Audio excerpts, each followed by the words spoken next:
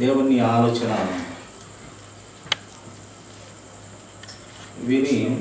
వినదాని ప్రకారం బ్రతకగలిగిన పరిశుద్ధులైన యథార్థవంతులైన నీతి కలిగిన పిల్లల చేరువచ్చిన అందరికీ ప్రభునామంలో మరొకటి పడుతున్నానండి. గ్రంథంలో యెషయా గ్రంథము 1వ అధ్యాయము 2వ వచనం మరొకసారి చదువుకున్నామండి. యెహోవా మాట్లాడుచున్నాడు, ఆకాశమా ఆలకించుము, భూమి చెవియకుము. నేను పిల్లలను పెంచి గొప్పవారిగా చేసి తిని వారు నా మీద తిరగబడి ఉన్నారు. ఎద్దు తన కామాందు నెరుగును, గాడిద తన సొంత వారి దొడ్డి తెలుసుకొనును. ఇశ్రాయేలుకు తెలివి లేదు, నా జనులు యోచింపరు.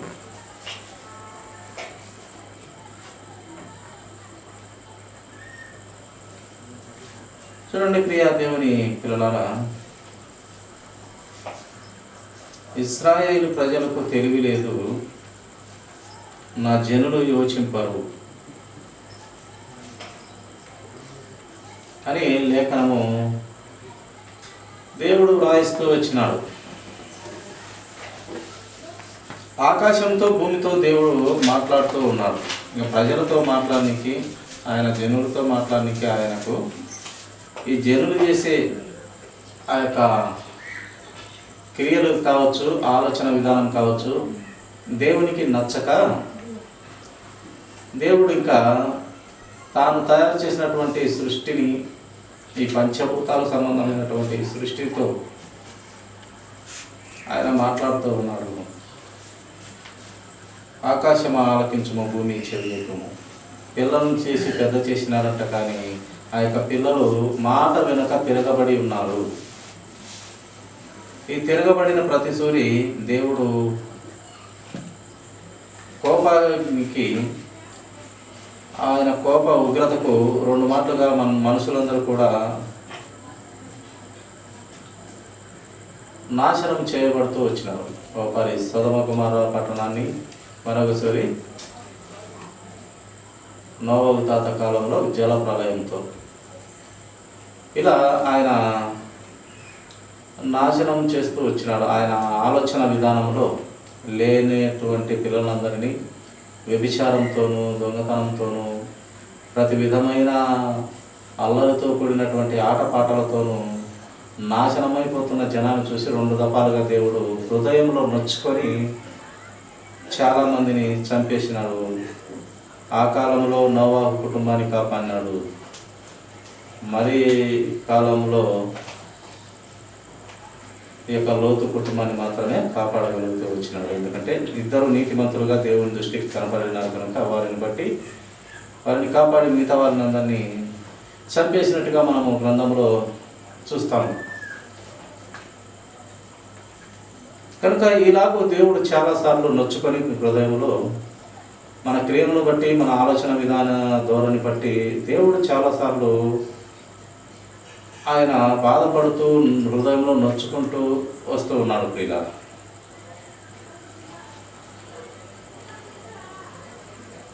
కనుక ఆయన మనుషులతో కూడా మాట్లాడడానికి, సాక్షులుగా పెట్టడానికి ఆయనకు మనసు లేక పంచభూతాలు సంబంధమైనటువంటి భూమి ఆకాశముతో మాట్లాడుతూ వస్తూ ఉన్నాడు. అలాగే చూడండి, ఆయన ఇంకా ఎవరితో మాట్లాడుతూ వస్తున్నాడో, ఏమేమి ఆయనకు లోబడుతూ వస్తున్నాయో మనం కొన్ని మాటలు ధ్యానిస్తాం. యెహోషువ గ్రంథము 10వ అధ్యాయము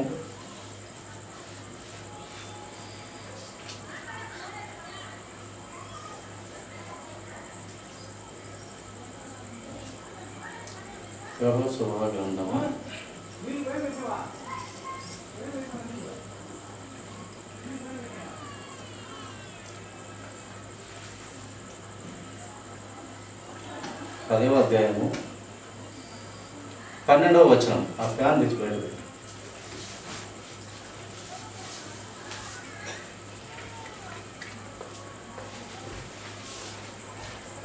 యెహోవా ఇశ్రాయేలీయుల ఎదుట అమోరీయులను అప్పగించిన దినమున ఇశ్రాయేలీయులు వినుచుండగా యెహోవాకు ప్రార్థన చేశాను.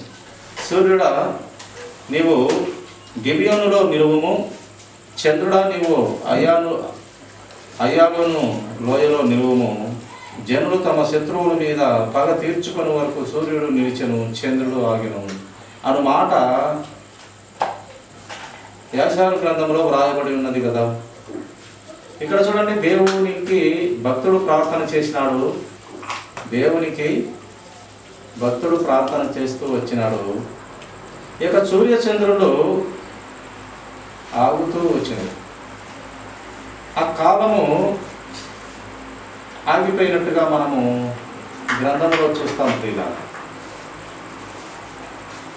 ఇక్కడ భూమి ఆకాశంతో మొదటి వాక్యంలో దేవుడు మాట్లాడినాడు.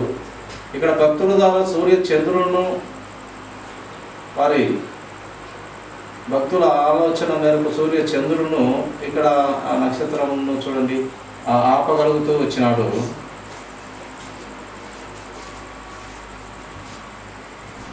ఒక రోజంతా కూడా అక్కడ నిలిచినట్టుగా మనము ఈ యొక్క గ్రంథంలో చూస్తాం. అలాగే లూకాసు వార్త 8వ అధ్యాయము 22వ వచనము. లూకాసు వార్త 8వ అధ్యాయము 22వ వచనము చదువుకుందామండి. మరి ఒక నాడు ఆయన తన శిష్యులతో కూడా ఒక దోణి ఎక్కి సరస్సు అద్దరికి పోదుమని వారితో చెప్పగా వారు ఆ దోణిను త్రోచి బయలుదేరి వారు వెళ్ళుచుండగా ఆయన నిద్రించెను. అంతలో గాలివాన సరస్సు మీదకి వచ్చి దోణి నీళ్లతో నిండినందున వారు అపాయకరమైన స్థితిలో ఉండేది. కనుక ఆయన యొద్దకు వచ్చి ప్రభువా ప్రభువా నశించిపోతున్నామని చెప్పి ఆయనను లేపిరి. ఆయన లేచి గాలిని ఆ నీటి పొంగును గద్దింపగానే అవి అణిగి నిమ్మలమాయను. చూడండి, దేవుడు ఆ యొక్క భయక్రాంతులకు గురి చేసిన శిష్యులు దోణిలో పోతున్నారు. గాలి తుఫానులతో మెరుపులతో భయపడుతున్నారు. ప్రశాంతంగా నిద్రపోతున్న దేవుని దగ్గరకు వస్తే, యేసు ప్రభువు దగ్గరకు వస్తే మేము నశించిపోతున్నాము ప్రభువా ప్రభువా అని వచ్చినప్పుడు ఆయన ఎవరిని గద్దించినాడు? ఇక్కడ ఆయన లేచి గాలిని నీటి పొంగును గద్దింపినాడు. గాలిని గద్దించినాడు. నీటి పొంగు అలలు ఉధృతంగా వచ్చి పడవ అతలాకుతలమవుతూ పడిపోయే స్థితిలో ఉన్నప్పుడు ఆయన ఆ రొంటిని కూడా గద్దించినట్టుగా మనము చూస్తాము. ఆ నీటి పొంగుని గాలిని గద్దింపగానే అవి అణిగి నిమ్మలమాయను, మిక్కిలి నిమ్మలమాయనంట ప్రియుల.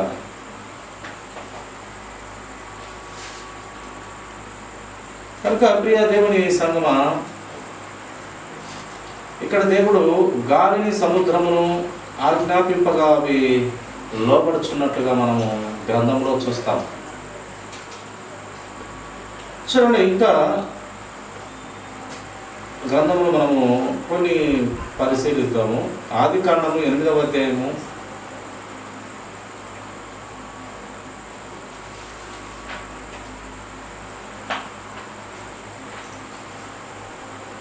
8వ వచనం నుండి చదువుకుందాము. మరియు నీళ్లు నేల మీద నుండి తగ్గినవో లేదో చూచుటకు అతడు తన ఎద నుండి నల్లపావురం ఒకటి వెలుపలికి విడిచాను. నీళ్లు భూమి అంతటా మీద ఉన్నందున తన అరకాలు నిలుపుటకు దానికి స్థలము దొరకలేదు కనుక ఓడలోనున్న అతని యొద్దకు తిరిగి వచ్చాను. అప్పుడు అతడు చెయ్యి చాపి దానిని పట్టుకొని ఓడలోనికి తీసుకొనెను. చూడండి, ఇక్కడ నోవహు ఒక పావురంకు ఆజ్ఞ ఇచ్చి పంపించినాడు బయటికి. ఒక నల్లటి పావురం అంట. ఆ యొక్క జల ప్రవాహము 40 దినాలు ప్రచండమైన వర్షంతో కురిసినప్పుడు అవి తగినయా లేదా అని ఒక పావురమును పంపించినాడు. ఆ పావురము పంపిస్తే దానికి కాలు నిలుపుటకు స్థలము లేనందున అది అక్కడ తిరిగి వచ్చేసి మళ్ళీ వచ్చింది. చూడండి, ఎంత చక్కగా ఈ యొక్క ప్రకృతిలో ఉన్నటువంటి ఈ యొక్క క్రిములు కీటకాలు కానివ్వండి, అలాగే ఈ యొక్క పక్షులు కానివ్వండి, దేవుని భయం కలిగిన వారి పట్ల కూడా, దేవుని భయంతో నీతిగా బ్రతికిన వారి పట్ల ఆ యొక్క పక్షులు కూడా వింటాయి. ప్రియులా, ఇది విడిచిపెట్టిన తక్షణమే ఎక్కడ నీరు లేనన్నా మళ్ళీ తిరిగి వచ్చింది, చెయ్యి చాపగా మళ్ళీ దాన్ని చేయాలి అన్నట్టుగా మనము చూస్తాం. ఇక్కడ పావురం కూడా దేవుని పిల్లలకు లేక దేవునికి లోబడుతున్నట్లుగా మనము చూస్తాం. అలాగే మొదటి రాజులు 17వ అధ్యాయము, మొదటి రాజులు 17వ అధ్యాయము 6వ వచనం చదువుతుంది. అక్కడ కాకోలములు ఉదయమందు రొట్టెను మాంసమును, అస్తమయమందును రొట్టెను మాంసమును అతని యొద్దకు తీసుకొని వచ్చుచుండెను. అతడు వాగునీరు త్రాగుచూ వచ్చెను. కొంచెకాలమైన తర్వాత దేశంలో వర్షము లేక నీరు ఎండిపోయాను. కనుక చూడండి, ఇక్కడ ఆ యొక్క కాకులు ఆహారం తెచ్చి ఇస్తున్నట్లుగా మనకు గ్రంథములో దేవుడు పరిశుద్ధాత్మ ద్వారా వాయిస్తూ వచ్చినాడు. ఏలియాకు కాకులు చూడండి ఆ యొక్క రొట్టెలు మాంసం ముక్కలు తీసుకొని వచ్చి ఇస్తున్నట్టుగా దేవుడు ప్రణాళిక చూడండి. కాకులు సామాన్యంగా రొట్టె ముక్కలు కానీ మాంసపు ముక్కలు కానీ అవి ఎత్తుకొని పోతాయి, కానీ మళ్ళీ తెచ్చిచ్చే స్వభావము లేదు. కానీ దేవునికి లోపడతాయి. దేవుని భయము కలిగిన వారికి నీతిమంతులు కూడా లోపడతాయి.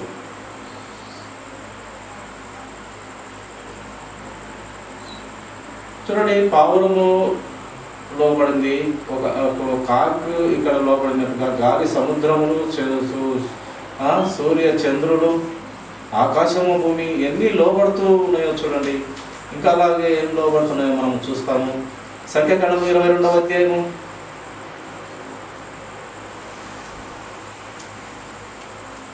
సంఖ్యాకాండము 22వ అధ్యాయము 28వ వచనం చదువుకున్నాము. అప్పుడు యెహోవా గాడిదకు వాక్కునిచ్చాను కనుక అది నీవు నన్ను ముమ్మారు కొట్టితివి, నేను నిన్నేమి చేసినని బిలాముతో అనగా, ముమ్మారు కొట్టసాగినాడు యొక్క బిలాము ఆ యొక్క గాడిదను. గాడిదకు దేవుడు వాక్కు ఇచ్చేసినాడు. ఆ యొక్క రోడ్డులో లేక దారిలో యెహోవా దూత ఖడ్గం పట్టుకొని, సాక్షాత్తు యేసుక్రీస్తు ప్రభువారి అక్కడ ఖడ్గం పట్టుకొని ఆ యొక్క ద్వారాలలో నిలబడి ఉన్నాడు. గాడిదకైతే కనబరిచింది, ఇతని మనోనేత్రాలు తెరవబడినందున కనపడలేదు. గాడిదను విపరీతంగా కొట్టసాగినాడు. 3 సార్లుగా కొట్టినాడు. ఆ గాడిద మాటలు లేనిది కనుక ఏం మాట్లాడుతుంది, అది ఒక పారి గోడకేసి ఆ బిలాము కాలు గోడకేసి నలిపినట్టుగా, అక్కడనే కూర్చున్నట్టుగా, ఆ కత్తితో పట్టుకొని నిలబడి ఉన్న ఆ యొక్క యెహోవా దూతను చూసి అది భయపడి ఆగిపోయింది. ఎంత కొట్టినా కదలలేని పరిస్థితి. కానీ ఈ యొక్క కన్నులు మోయబడినటువంటి ఈ యొక్క బిలాముకు అయితే కనపడలే, గాడిద కనపడింది. అతను కొట్టగా ముమ్మారు కొట్టగా 3 సార్లు ఇంచుమించు కొట్టగా ఆ గాడిదకి దేవుడు వాక్కు ఇచ్చేసినాడు. అసలు జంతువులు ఏ జంతువు అని ఇప్పుడు మాట్లాడతాయా అంటే చూడండి, దేవుడు తన శక్తి, తన బాహుబలము, తన ఎంతటి గంభీరమైన బలమైన శక్తివంతుడు తెలియపరచుకోనికి ఆయన ఆ యొక్క గాడిదకు వాక్కు ఇచ్చినట్టుగా మనం చూస్తాం. ముమ్మారు కొట్టితివి, నేను నిన్నేమి చేసినని బిలాముతో అనగా, బిలాము నీవు నా మీద తిరగబడితివి, నా చేత ఖడ్గము ఉన్న ఎడల నిన్ను సంపివేదునని గాడిద అతనితో నేను అందుకు గాడిద, నేను నీ దాననైనది మొదలుకొని నేటి వరకు నీవు ఎక్కుచూ వచ్చిన నీ గాడిదను కానా, నేను ఎప్పుడైనా నీకు చేయుట ఎప్పుడైనా చేసినట్టు నువ్వు రుజువు చేయగలవా? ఇలాగా చేసినానా నేను? ఒక పారి ఆత్మీయ కనులతో చూడు దరిద్రుడా, ఆత్మీయ కన్నులతో తెరిచి చూడు. ఎప్పుడైనా ఇలాగ నేను నీకు చేశానా? అక్కడ సృష్టికర్త కత్తి చేత పట్టుకొని ఉన్నాడు. కన్నులు కరెక్ట్గా తెరిచి చూడు. ఈ లోకమయంలో ధనంలో నీవు పడి ఉన్నావు. వాళ్ళు ఇచ్చే, రాజులు ఇచ్చే ధనానికి ఆశపడి అక్కడికి చేరాలనే తపనలో ఉన్నాడు. ఈ రోడ్డంతా కూడా దేవునితో నిండి ఉన్నది. దేవుడు కత్తి పట్టుకొని రోడ్డంతా కూడా ఉన్నాడు. ఎలా నిన్ను ఎప్పుడైనా నేను నిన్ను ఇలా చేసి నీకు ఇబ్బంది పెట్టానా నేను అని మాట్లాడుతుంది గాడిద.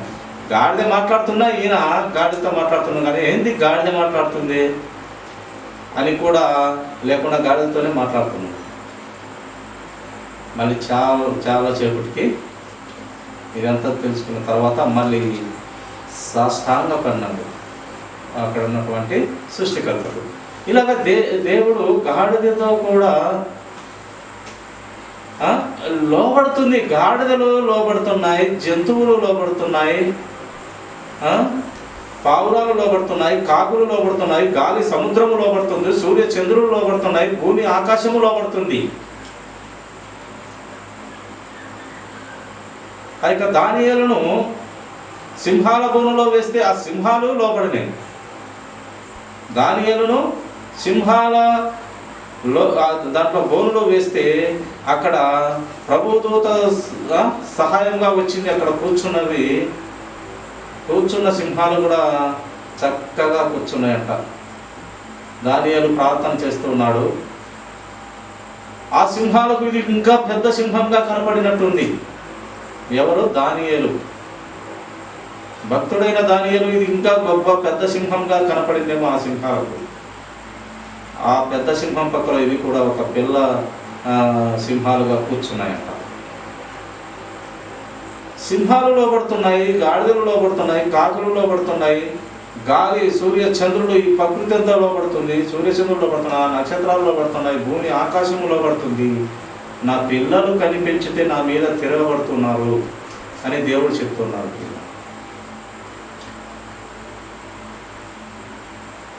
అలాగే చూడండి, యోనా గ్రంథము ఇంకొక మత్స్యం ఒకటి దేవునికి లోబడినట్టుగా చూస్తాము. ఒక వాక్యం చూస్తాము. యోనా గ్రంథము 2వ అధ్యాయము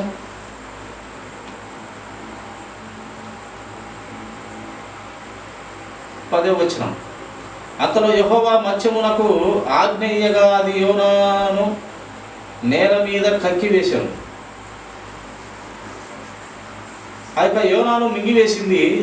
దేవుని ఆలోచన చొప్పున దేవుని ప్రణాళిక నెరవేరాలి కనుక ఆ యొక్క ఒకసారికి పొమ్మంటే ఈ యొక్క యోనా ప్రవక్త ఒక దారిన వెళ్ళమంటే ఇంకొక దారికి, ఒక ప్రాంతానికి వెళ్ళమంటే ఇంకొక ప్రాంతానికి వెళ్తున్న ఈ యొక్క యోనాను చేప వెంటాడి మింగేసింది. మింగేసిన చేప మళ్ళీ ఆజ్ఞ ఇవ్వగా అంతలో యెహోవా మత్స్యమునకు ఆజ్ఞయ్యగా, మత్స్యము ఆ పెద్ద చేపకు ఆజ్ఞ ఇచ్చినాడంట. ఏమైంది? యోనాను నేల మీద కక్కి వెళ్ళిపోయింది. మళ్ళీ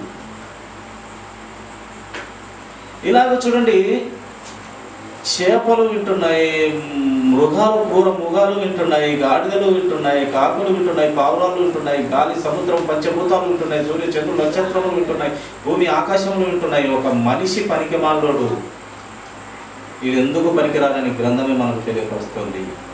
నీతిమంతుడు లేడు, ఒక్కడు లేడు. పురుగు వంటి నరుడు ఎప్పుడు నీతిమంతుడు కాలేడు. నేను కరెక్ట్గా దృష్టించి చూస్తే ఎవడు నీలో నా ముందు నిలుచును. బాల్యం నుండే మీ హృదయ ఆలోచనలన్నీ చెడ్డవి. నీవు ఎంత నీతిగా బ్రతికినా నా దృష్టికి మురికి గుడ్డలు. ఇది మన బ్రతుకంతా, మన బ్రతుకు చిట్ట, మన బ్రతుకు చిట్ట. ఇది ఎంత భద్రంగా బ్రతకాలనుకునే మన బ్రతుకంతా బాల్యం నుండే చెడ్డది, మన ఆలోచనలన్నీ చెడ్డవి. కానీ ప్రియులారా, దేవునికి లోబడితే ఆ మనిషి అనబడిన వాడు దేవునంతటోడు అవుతాడు. నిజంగా ఆ పని చేయనికే దేవుడు ప్రణాళికలో ఉన్నాడు. మనిషిని, పనికిమాలినోని మనిషిని దేవునంతటోడిని చేయనికే దేవుడు ప్రణాళిక. అందుకే నా సింహాసనం ఇస్తానన్నాడు దేవుడు. ఊరికే అనలే దేవుడు. నేను పరిశుద్ధులైన ప్రకారం మీరు కూడా సమస్త విషయంలో పరిశుద్ధులైతే నా సింహాసనం ఇస్తాను. నిత్య జీవనంలో జీవజల బుగ్గలు ఇస్తాను. నిత్య జీవంలో ఆ యొక్క నెల నెల ఫలించే జీవజల బుగ్గలు ఇస్తాను. జీవ ఫలాలు ఇస్తాను. ఎంతోమందికి పెద్దగా పెడతాను. దేవదూతలకు నువ్వు బోధ చేయాలి. అనేక మందికి పెద్దగా పెడతాను. నిన్ను తలగా పెడతాను, తోకగా పెట్టను. నేను అడుగు తినేవానిగా చేయను. అనేక మందికి చేయి ధర్మం చేసేవానిగా చేస్తాను. నేను మాట విను, నా ఆజ్ఞ పాటించు అని దేవుడు తెలియపరుస్తూ ఉన్నాడు. కనుక ప్రియ దేవుని సంగమా, ఇన్ని మేలు చేస్తున్న దేవుని బట్టి సమాజంలో ప్రకృతి అంతా దేవునికి లోపడుతుంది, భయపడుతుంది. గాలిని గద్దిస్తే గాలి వింటుంది, అన్నీ వింటూ ఉన్నాయి. మనిషి మాత్రం వినలేక దేవుని ఉగ్రత కొని తెచ్చుకుంటున్నాం పిల్ల. కనుక మనము కూడా లోబడమనే దేవుని విలువైన ఆజ్ఞలను పాటించి ఆయన చిత్తంలో బ్రతకమనే గ్రంథం అంతా కూడా మనకు తెలియపరుస్తూ ఉంది.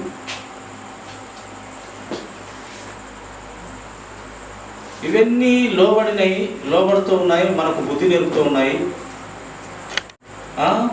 చనిపోయిన వారిని లేపుతూ వస్తున్నాడు. ఆయన బల శౌర్యములను, ఆయన బాహుబలమును తెలియపరుస్తున్నాడు. మృతులు సైతం లేచి బ్రతుకుతూ ఉన్నాయి.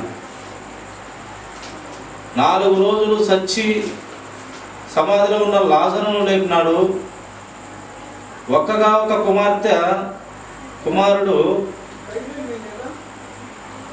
చనిపోయి ఏడ్చుకుంటూ మొత్తుకుంటూ ఆ గమిలిలోకి ఎత్తుకొని పోతుంటే ప్రభువు ఎదురై ఆ పాడిని ముట్టితే లేచి కూర్చొని మాట్లాడినాడు.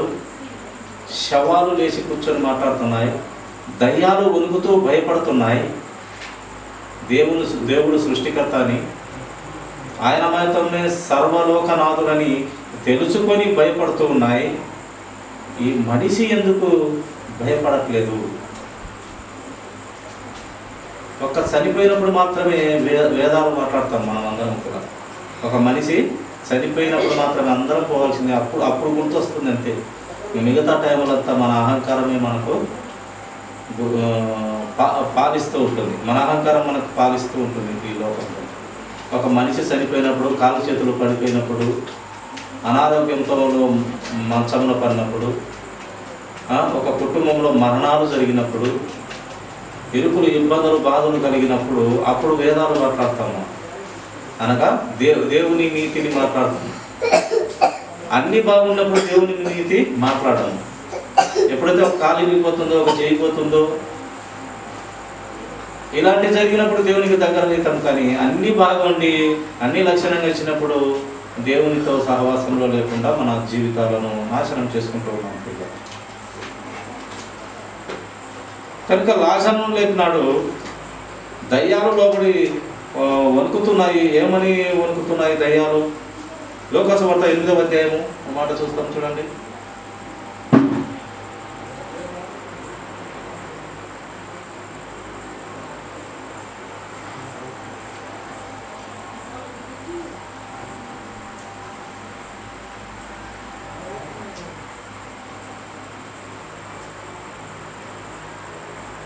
ఇరవై 28వ వచనం మాట చదువుకుందామండి. వాడు యేసును చూచి కేకలు వేసి, లూకాసు వార్త 8వ అధ్యాయం 28. వాడు యేసును చూచి కేకలు వేసి ఆయన ఎదుట సాగలపడి, యేసు సర్వోన్నతుడైన దేవుని కుమారుడా. ఈ దయ్యం పట్టిన వాడు మాట్లాడుతూ ఉన్నాడు ప్రియుల. యేసు కేకలేస్తూ ఉన్నాడు.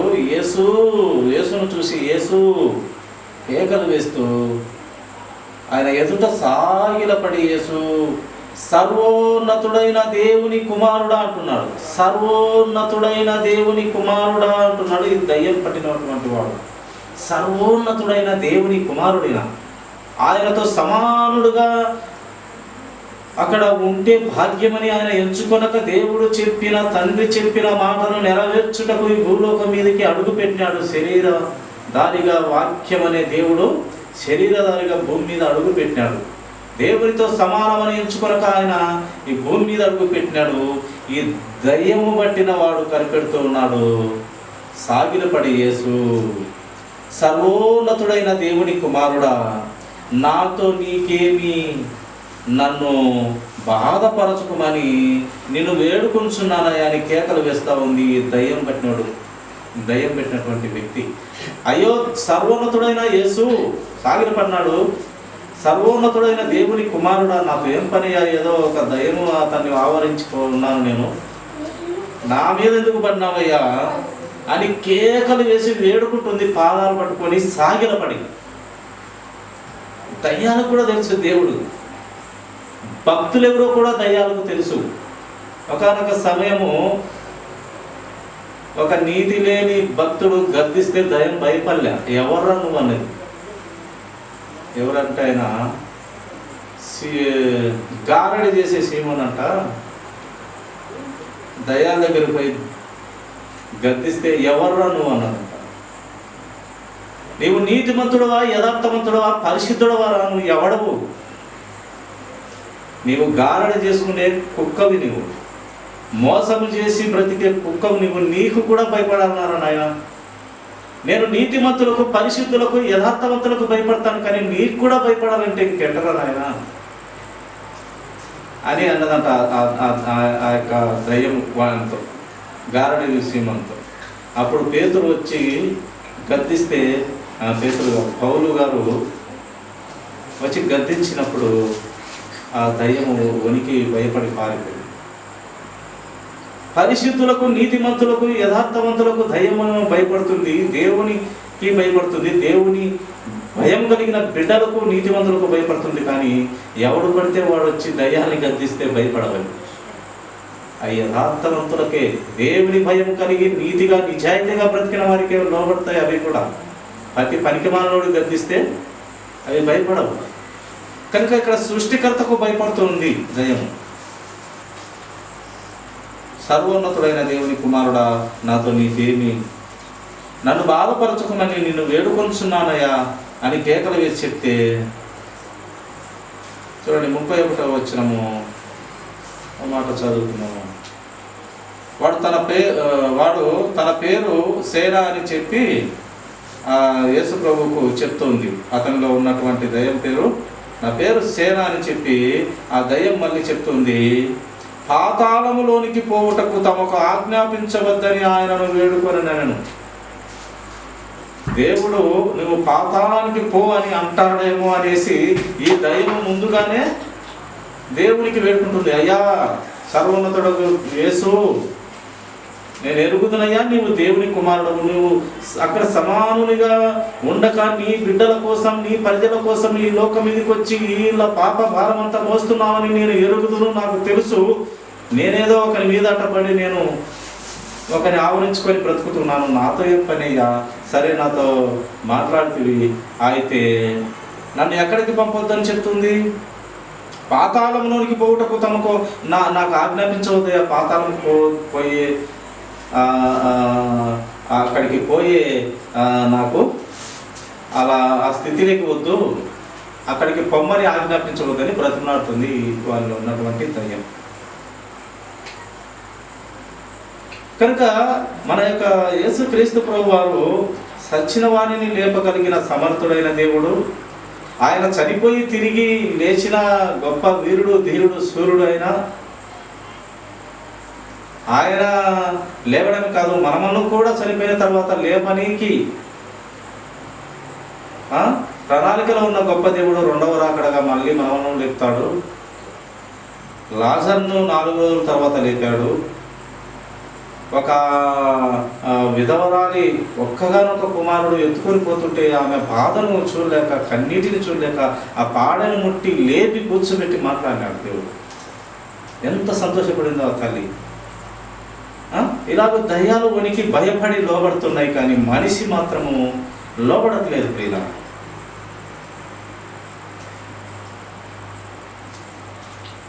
చూడండి, అందుకే నిర్గమకాండం 32:9 మాట దేవుడు ఏం చెప్తున్నారంటే, ఇవన్నీ లోబడుతున్నాయి. నిర్గమకాండము 32వ అధ్యాయము 9వ వచనం. మరియు యెహోవా ఇట్లా నేను ఈ ప్రజలను చూచి ఉన్నాను, ఇదిగో వారు లోబడనొల్లని ప్రజలు వీరు. చూడండి, ప్రకృతి అంతా వింటుంది దేవుని మాట. చేపలు అన్నీ వింటున్నాయి, చేపలు, మృగాలు. ఒక భక్తుడు ప్రార్థన చేయగా 2 ఆడ ఎలుగుబంట్లు ఆ భక్తుడిని ఎగతాళి చేస్తుంటే 2 ఆడ ఎలుగుబంట్లు వచ్చి 40 మందికి పైగా మన పిల్లవాళ్ళను చంపేసింది. అదే నీతిమంతుల ప్రార్థన బహు గొప్పది, శక్తి కలిగిన దానికి అదొక గొప్ప నిదర్శనం. వారి ప్రార్థనలు చాలా గొప్పగా ఉంటాయంట ప్రియులారా, నీతిమంతుల ప్రార్థన. అందుకే దేవునిలో ప్రార్థనలో మనము గడపాలి, ఆయన వాక్యంతో బ్రతకాలి. యెహోవా ఇట్లని సాగుతున్నాడు. ప్రజలను ఎన్నోసార్లు చూసినాడు ఆయన, హృదయాలను ఎరిగిన దేవుడు చూసి ఇదిగో వారు లోబడనొల్లని ప్రజలు, ఇలా బ్రతుకు బుద్ధి నాకు బాగా తెలుసు, అందుకే 2 మార్లు చంపేసిన. ఇంకా చంపి ఆశలకు వచ్చి ఇంకా నేనే మానుకున్నా. ఒక ఇంద్రధనస్సు కొండ మీద పెట్టుకొని దాన్ని చూసినప్పుడల్లా వీళ్ళను చంపకూడదని నేనే మానుకున్నా అంటున్నాడు దేవుడు. కనుక ప్రియ దేవుని సంగమా, మనకు మారు మనసు కావాలి, పాప క్షమాపణ కావాలి. పాపాన్ని తీసివేసే దేవుడు యేసుక్రీస్తు ప్రభువారు మాత్రమే. కనుక ఆయన పాదాల చెంతకు ప్రతి ఒక్కరూ రావాలి. వచ్చిన ప్రతి ఒక్కరూ, ఆయన రక్తంలో తడవబడిన ప్రతి ఒక్కరూ ఆత్మీయంగా బలపడుతూ రావాలి. విశ్వాసంలో కొనసాగుతూ రావాలి. వాక్యాన్ని బట్టి ఎంత నీవు వాక్య జ్ఞానం చదువుతావో అంత నీకు విశ్వాసంలో నీకు పనోన్నతి, విశ్వాసం కొలతని పెరుగుతూ ఉండాలి. విశ్వాసంలో లేని పిల్లలు ప్రభు పాదాల చెంతకు వచ్చి పాపాలు క్షమింపబడుటకు నీ సొంత నోటితో ఇచ్చినట్లయితే ఆయన క్షణమంటే క్షణం లేట్ చేయక నీ పాపాలు నా పాపాలు అన్ని పాపాలు తీసివేయగలిగిన అధికారి ఒక యేసుక్రీస్తు ప్రభు వారు మాత్రమే. కనుక ఆయన దగ్గరే పాప క్షమాపణ ఉన్నది. పాప క్షమాపణకు అధికారి ఆయనే, పాపాలు తీసివేసే అధికారి ఆయనే. కనుక ఆయన పాదాల చెంత వచ్చి, ప్రభువా నేను పాపిని, నన్ను క్షమించి నీ బిడ్డగా చేర్చుకోయ్యా, ఇక మీదటగా నేను పాపం చేయను. మారు మనసు నిమిత్తము, పాప క్షమాపణ నిమిత్తము బాప్తీసం పొందుకుంటే పరిశుద్ధ ఆత్మవరం కూడా పొందుకొని మనము దేవుని పిల్లలమవుటకు ఆయన అధికారం ఇచ్చి ఆయన రాజ్యంలో నిత్యత్వంలో చేర్చుకోవాలనుకుంటున్నాం. కనుక అటు స్థితిలో మనం ఎదగాలని, మనకు బుద్ధి జ్ఞానం నేర్పడానికి ఇదో ఈ జంతువులు, పక్షులు, క్రిమి కీటకాలు. యేసుక్రీస్తు ప్రభు వారు ఒక మాట అంటారు, నేను దీవిస్తే ఆశీర్వదిస్తే నీ పంట పొలాల్లో పురుగులు కూడా నేను ఆజ్ఞ ఇస్తే అవి తినకుండా ఉండిపోతాయంట. పురుగులు, క్రిమి కీటకాలు కూడా వింటూ ఉన్నాయి దేవుని మాట. ప్రేమ ఈ మాట గ్రంథంలో వ్రాయబడుతూ వచ్చింది. ఆయన ఆజ్ఞ ఇస్తాడంట, మన పంట పొలాల్లో కూడా ఆ పంటను నష్టం చేయకు సుమి అని ఆ యొక్క క్రిమి కీటకాలకు ఆజ్ఞ ఇస్తే అవి తినకుండా అలాగా ఉండిపోతాయి. శక్తివంతమైన దేవుడు, నమ్మకమైన దేవుడు మన యేసుక్రీస్తు ప్రభువారు మాత్రమే. ఆయన అన్నిటికీ మించి పరిశుద్ధుడు. అట్టి పరిశుద్ధుని కలిగిన మనందరం కూడా ప్రతి విషయంలో ఆ పవిత్రత పోకోకుండా పరిశుద్ధంగా, ఆయన పరిశుద్ధులైన ప్రకారం మనం కూడా సమస్త విషయంలో పరిశుద్ధులుగా ఉండాలని కోరిన దేవుని ఆలోచన విధానం మనం నెరవేర్చుకుంటూ ఆయన చిత్తంలో ఎదిగేవాలని కోరుతున్నారు. కనుక అటు స్థితిలో మనము జ్ఞానబుద్ధి వివేచన సంపాదుకొని ఆయనను కొనియాడి పూజిద్దామండి. ఈ కొద్ది మాటలు దేవుడు దీవించును గాక. పరలోచనకైతే చిన్న ప్రార్థన. మహిమగల తండ్రి, పరలోకపు రాజా, మా ప్రియమైన యేసయ్య, స్తోత్రాలు నాయన, కృతజ్ఞతలు, వందనాలు ప్రభు. ఈ కృపను బట్టి స్తోత్రాలు, నీ రక్షణను బట్టి వందనాలు.